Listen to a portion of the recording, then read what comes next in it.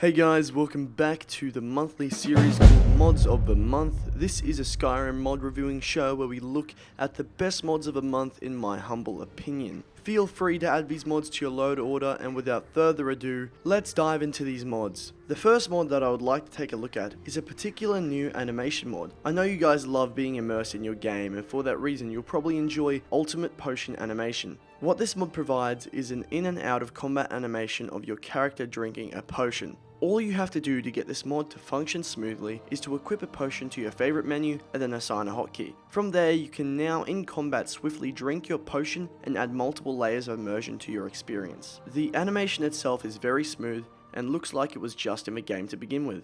There are no clunky stages or odd looking parts, it's just an overall good immersive animation.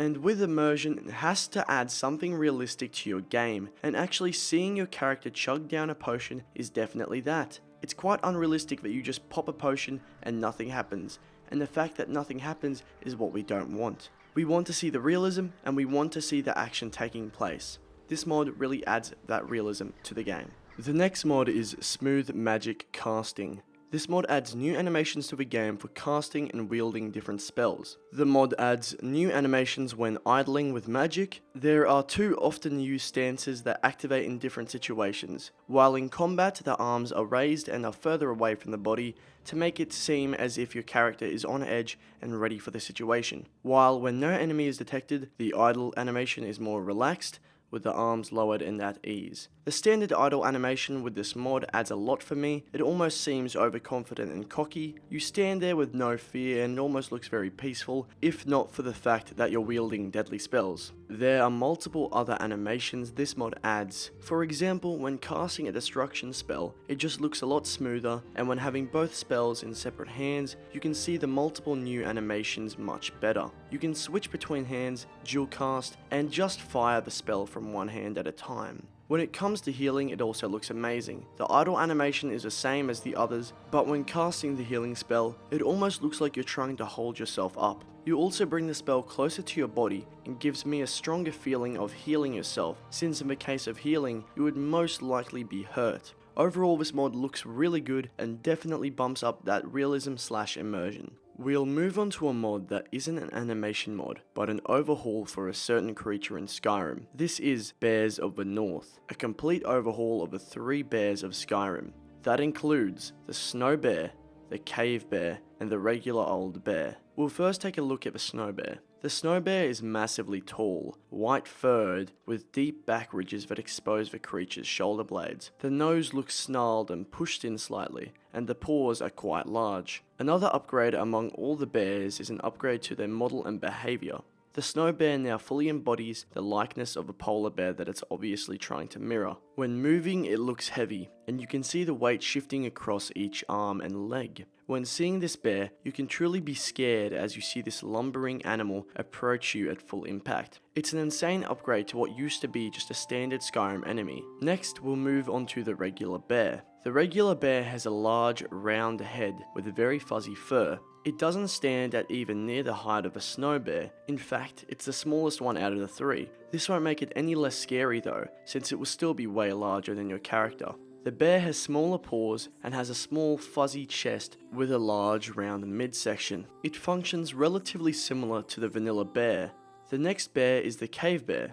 The cave bear is a massive, entirely black furred bear. The bear's upper body mainly resembles the regular bear with a round face, and it is quite fuzzy, but the lower body of the cave bear is similar to the snow bear, considering that it's very muscular and long. If you've ever seen the movie Brave, the cave bear looks like the evil bear out of that movie. That's it for this mod, and I have to say that it overall is an insanely well made mod that you should be 100% adding to your load order. The next mod is another overhaul for a certain creature that is a staple across Skyrim's many farms. This is Rally's Shaggy Cows of Skyrim. This mod is a texture overhaul for the staple farm animal. The mod itself makes the animal look more, as the mod says, shaggy, but it also changes the hair to look much more realistic and fluffy. The cows now actually resemble real-life cows native to the colder regions of the world. It's just a bit of a small mod, but it really adds to the immersion of your game, especially when crossing around those farm areas of Skyrim. Now, I'm sure we've all become familiar with Parallax over the last few months of Skyrim modding. And the person that we always see making these Parallax mods, at least most of the very high quality ones, is WizKid. WizKid has been featured on my show before, but today he's making another appearance with his mod, Parallax Imperial Forts. This mod is an insanely high quality mod, which is what we can always expect coming from WizKid. The details across the outside of a fort, with its increased texture resolution and parallax effects, really make the cobblestone walls stand out. I like the new texture upgrades since unlike most Imperial Fort overhauls, this one sticks to the vanilla style, only really adding some moss and obviously upgrading the textures, resolution and colour. If we take a little look on the inside of a fort, the textures look great as well. The textures look a lot more rough and rigid on the inside, which to me gives the impression that the outside was sculpted first, which was the technique that the ancient Romans used when building forts, making it very immersive. This mod is in action at every single fort in the game of Skyrim, and the fort I used for this video showcase was the Greymoor Fort outside of Whiterun. Next up is a very important mod. This mod has been requested and pondered about for years, and I know what you're asking, what mod is this? What kind of mod is this? Well, this is Pet the Dog.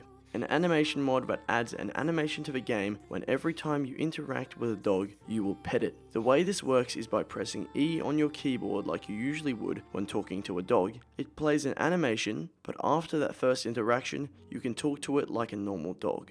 Now, this animation is something we've all wanted. Every time I see a dog, I wonder why there's no petting option, and I think to myself, surely there's a mod that can solve this issue. Well, imagine my surprise when a dog petting mod just happened to be on the first page of a Nexus this month. This mod, in my humble opinion, is extremely realistic, 100% immersive, and definitely needs to be in your load order immediately. And it's a really good animation mod in the first place. If you see it, your character goes down, touches the dog, gives it a pat, and then goes back up. It's short, it's good, it doesn't take up too much time, and then you can continue to interact with a dog like you usually would. The next mod is Particle Lights for ENB Undead Creatures. What this mod does is practically in the title. It enhances the particle lights that come from undead creatures. This mod makes encountering enemies like Draugr or Dragon Priest a lot more cool, and definitely enhances the look and idea of these magical zombie-like beings. The mod adds a slight glow that you can see all the way around the enemy's collar and slightly onto their torso. If you were to be using a mod that makes dungeons very dark, it would be extremely nerve-wracking to see a pair of glowing blue eyes hobbling their way towards you. It almost reminds me of the White Walkers from Game of Thrones. The next mod is Attack Behaviour Revamp. This mod is an incredible revamp of all combat animations.